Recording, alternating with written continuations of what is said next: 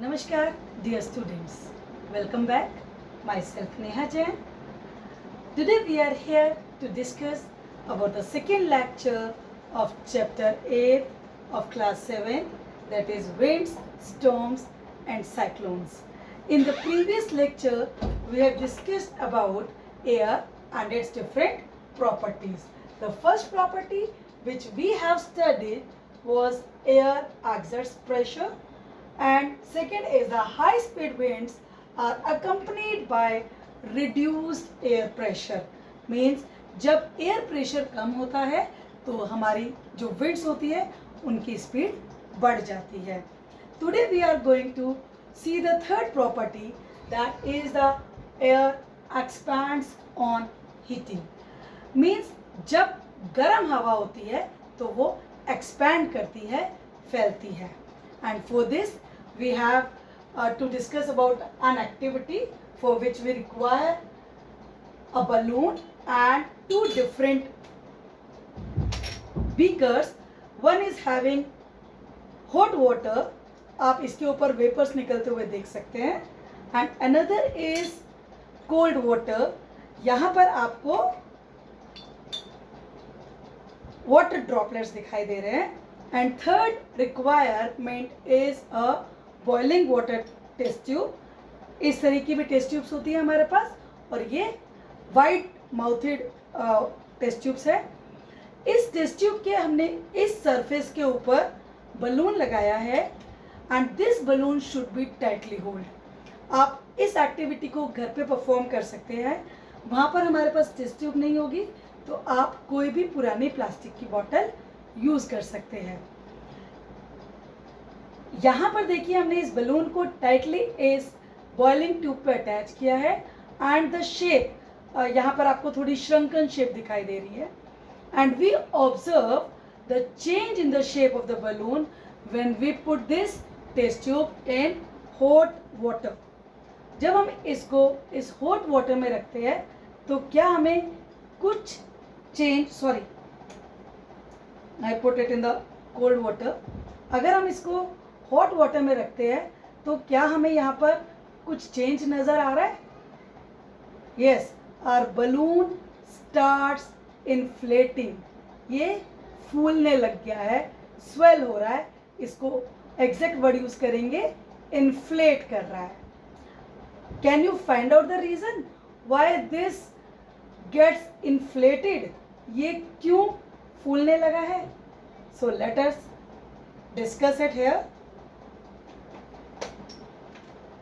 Actually what happens, जब हमारे पास air heat होती है, गर्म होती है, तो हमने पढ़ा हुआ है ये मूव करती है ऊपर की तरफ, एक्सपैंड हो जाती है, फैल जाती है और हल्की हो जाती है.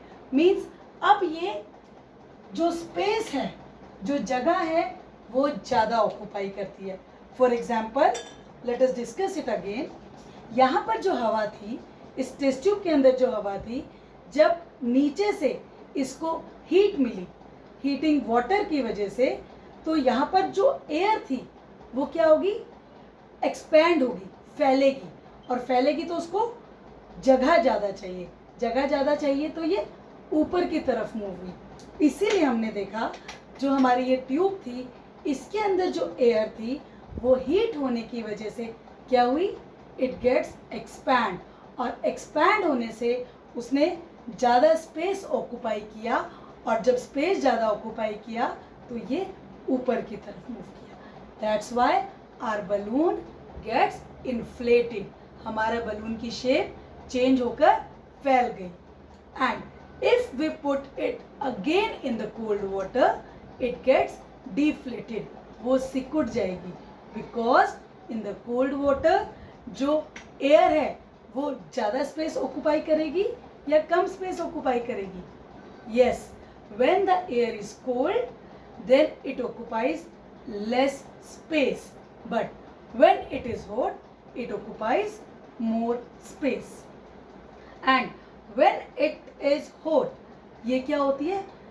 हल्की होकर ऊपर की तरफ मूव करती है. So a question for you, now tell which is more lighter, a cool air or a hot air? जल्दी बताइए, which is the correct answer? So the correct answer is the hot air. जो hot air होती है वो गर्म होने की वजह से ज़्यादा स्पेस ऑक्यूपाई करती है और ऊपर की तरफ मूव करती है, because it gets lighter. And this concept we have already studied in the chapter heat, जहाँ पर हमने सी ब्रीज और लैंड ब्रीज का कंसेप्ट भी पढ़ा था. So move to the next topic, that is the wind currents. जो हवा है वो किस डायरेक्शन में मूव करेगी? Are generated due to uneven heating. जो विंड करंट्स है, जो हवा की डायरेक्शन है या हवा जो प्रोड्यूस हो रही है वो किस वजह से हो रही है? Due to uneven heating. Uneven heating का क्या मतलब है? जो हमारी धरती है, जो हमारा अर्थ का सरफेस है, वो पूरा का पूरा एक जैसा टेम्परेचर गेन नहीं करता. सन की रेज अलग अलग रीजन्स पे अलग अलग टेम्परेचर प्रोवाइड करती है, जिसकी वजह से अनइवन हीटिंग होती है. कोई सरफेस ज़्यादा ठंडा होता है और कोई सरफेस ज़्यादा गर्म होता है. And that's why there is the generation of the wind current.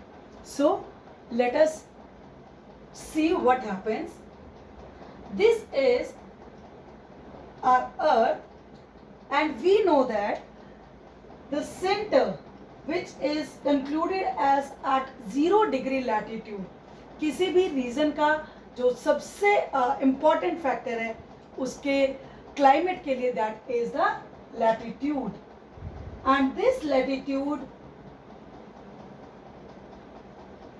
जो इक्वेटर पे आता है that is 0 degree.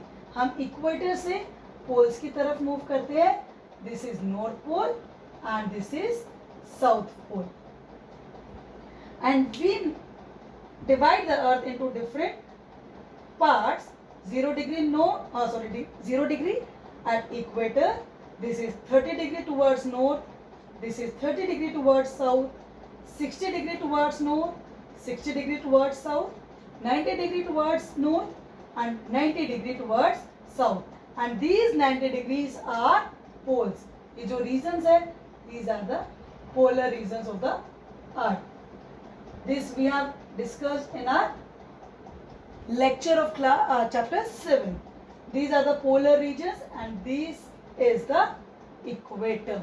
And what happens? We know that the equator region gets high temperature due to direct sunlight. यहाँ पर जो sun होता है उसकी जो rays है that falls straight. जब वो सीधी पड़ती है तो ये जो 30 डिग्री नॉर्थ और 30 डिग्री साउथ का प्लेस है, इतना जो रीजन है, it gets comparatively more warmer.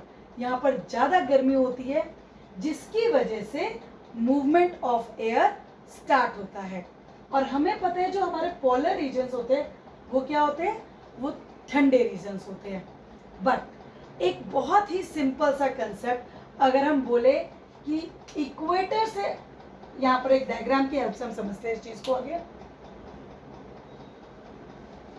rub this.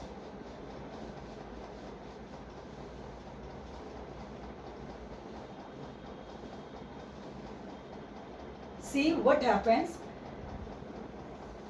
ये हमारा इक्वेटर है और these are our poles. This is north pole and south poles. अगर हम नॉर्मल भाषा में बात करें तो ये जो रीजन है इट गेट्स मोर वार्मर. जब यहाँ पर गर्मी ज़्यादा है तो यहाँ से एयर मूव करनी चाहिए क्योंकि हल्की हो जाएगी. या तो नॉर्थ पोल की तरफ मूव करनी चाहिए या साउथ पोल की तरफ मूव करनी चाहिए. और यहाँ पर क्या होता है? कोल्ड एयर होती है, तो कोल्ड एयर इधर आ जाएगी और यहाँ से भी कोल्ड एयर इधर जानी चाहिए. But this is not so simple. Simply we can not say कि जो इक्वेटर है वहां से गर्म हवा पोल्स की तरफ जाएगी और पोल्स से इक्वेटर की तरफ कोल्ड एयर आएगी. this does not happen so simple.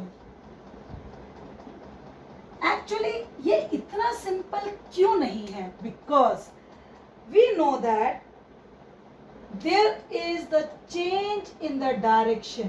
जो हमारी अर्थ की रोटेशन होती है, रोटेशन ऑफ अर्थ की वजह से there is the change in the direction at different tropical subtropical regions. ये जो हमारी अर्थ के रीजन्स है इनको हम ट्रॉपिकल, सब ट्रॉपिकल, टेम्परेट, पोलर रीजन्स में डिवाइड करते हैं. और सिर्फ सिंपल ऐसा नहीं होता कि पोल से इक्वेटर्स की तरफ मूवमेंट हो रहा है. हमारी अर्थ के रोटेशन की वजह से जो डायरेक्शन ऑफ मूवमेंट होती है विंड करंट्स की वो चेंज होती रहती है और वो कुछ इस तरह से होती है. यहाँ पर देखिए ये जो 30 डिग्री से 30 डिग्री नॉर्थ और साउथ के बीच का रीजन है इसको हम बोलते हैं ITCZ. ITCZ क्या है? Inter tropical convergent zone. Inter tropical convergent zone, क्योंकि हमें पता है ये ट्रॉपिक रीजन है, एक नॉर्थ का है एक साउथ का है. ये वो रीजन है जहां पर सबसे ज्यादा वेरिएशंस मिलती है क्योंकि यहाँ पर डायरेक्ट हीट पड़ती है.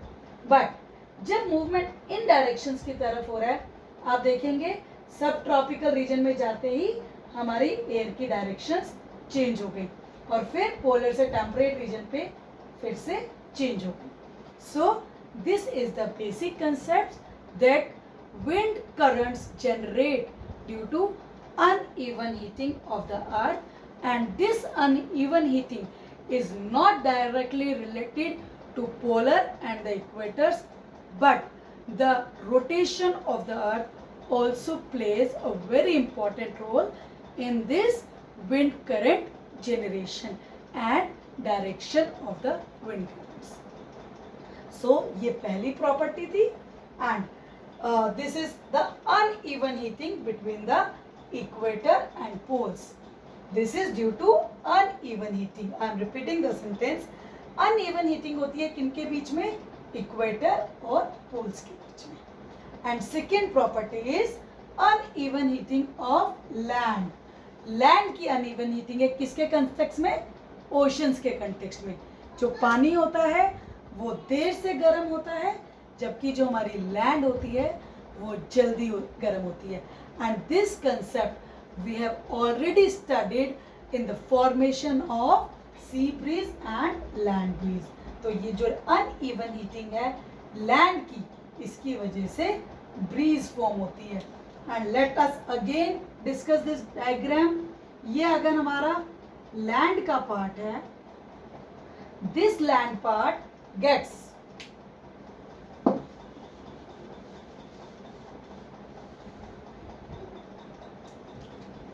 this land parts gets direct sunlight और जिसकी वजह से यहाँ पर जो हवा होती है वो हल्की हो जाती है और ऊपर की तरफ मूव करती है. And this reduced air pressure is covered by the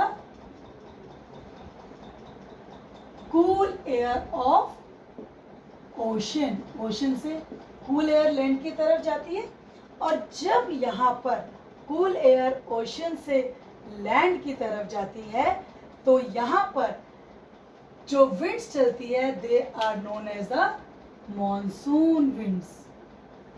इनको हम कौन सी विंड्स बोलते हैं? Monsoon winds. And these winds also carry water.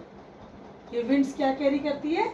अपने साथ वाटर कैरी करती है. ये देखिए. And these monsoon winds carry water with them and this are responsible for the rains. And that's why you have heard about the monsoon rains. और जो ये monsoon rains होती है ये कौन से रीजन में आती है? ट्रॉपिकल रीजन्स में आती है या पोलर रीजन्स में? Yes, it happens in the tropical regions. हमारे कंट्री में हम देखते हैं साउथ से स्टार्ट होती है। हमने सुना है मॉनसून कहाँ से आता है, साउथ से स्टार्ट होता है। Because due to uneven heating during the summers के टाइम पर जब अनइवन हीटिंग होती है लैंड की, लैंड बहुत ज़्यादा गर्म हो जाती है। लैंड ज़्यादा गर्म होने की वजह से जो एयर होती है वो ऊपर की तरफ मूव करती है, और ओशन से जो ठंडी हवा होती है वो लैंड्स की तरफ मूव करती है। और जब ये ओशन से लैंड की तरफ जो हवा मूव करती है, इसके अंदर पानी होता है, वाटर कंटेंट होता है, and when they fall they forms the monsoon rains. So we can say monsoon winds are accompanied by the monsoon rains. Monsoon winds अपने साथ क्या लाती है, मॉनसून रेन्स. और ये मॉनसून रेन क्यों लाती है, because it carry water in them. And this monsoon word is taken from an Arabic word मौसम. मौसम एक अरेबिक वर्ड है जिससे हमने क्या वर्ड लिया है, monsoon, and this means season. So let us revise. हमने क्या पढ़ा, सबसे पहले हमने पढ़ा था एयर जो होती है वो प्रेशर एक्सर्ट करती है. Second property, reduced air pressure. जब लो एयर प्रेशर होता है तो वहाँ पर स्ट्रॉन्ग एयर विंड्स होती है. Third property, air expands on heating. Air क्या होती है, फैलती है जब गर्म होती है, और जब एयर गर्म होती है तो वहाँ पर क्या होगा, मूवमेंट होगा, विंड करंट्स जनरेट होंगे. और विंड करंट्स का फाइनल जनरेशन किस वजह से होता है, due to uneven heating. Uneven heating का क्या मतलब है, कुछ हिस्से ज़्यादा गर्म हो जाते हैं और कुछ हिस्से कम गर्म होते हैं. दो पार्ट्स में हम इसको डिवाइड करते हैं अनइवन हीटिंग को. पहली, uneven heating between the equators and the poles, and second is the uneven heating between the land and oceans that form the breeze. Land and oceans. And due to the uneven heating between the land and oceans, they are responsible to form the monsoon winds, and these monsoon winds finally form or carry the monsoon rain. So this is for today, and in our next lecture we will discuss about how these air movements or reduced air pressure is responsible for the thunderstorms and how thunderstorms will form the cyclones. So thank you for today.